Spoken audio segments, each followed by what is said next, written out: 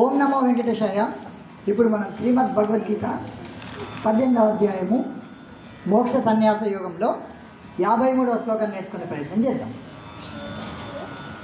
అహంకారం బలం దర్పం అహంకారం బలం దర్పం అహంకారం బలం దర్పం కామం క్రోధం పరిగ్రహం కామం క్రోధం పరిగ్రహం కామం క్రోధం పరిగ్రహం విముచ్య నిర్మమ శాంతో విముచ్య నిర్మమ శాంతో విముచ్య నిర్మమ శాంతో బ్రహ్మ భూయాయ కల్పతే బ్రహ్మ భూయాయ కల్పతే బ్రహ్మ భూయాయ కల్పతే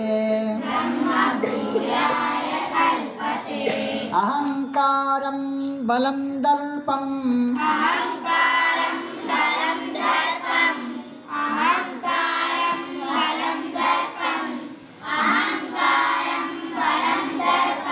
కామం క్రోధం పరిగ్రహం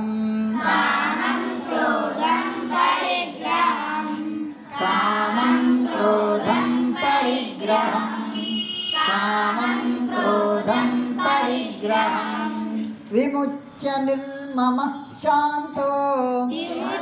నిర్మమ శాంతో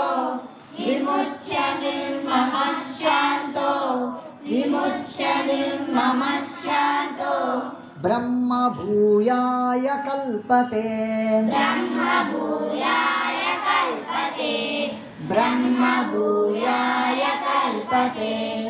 బ్రహ్మ భూయాయ కల్పతే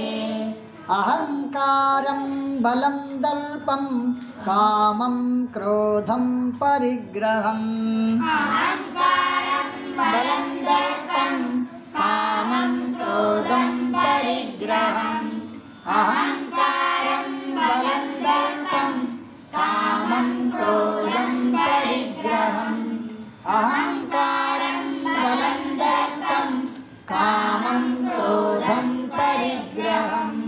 విముచ్య నిర్మమ శాంతో బ్రహ్మ భూయాయ కల్పతే శాంతో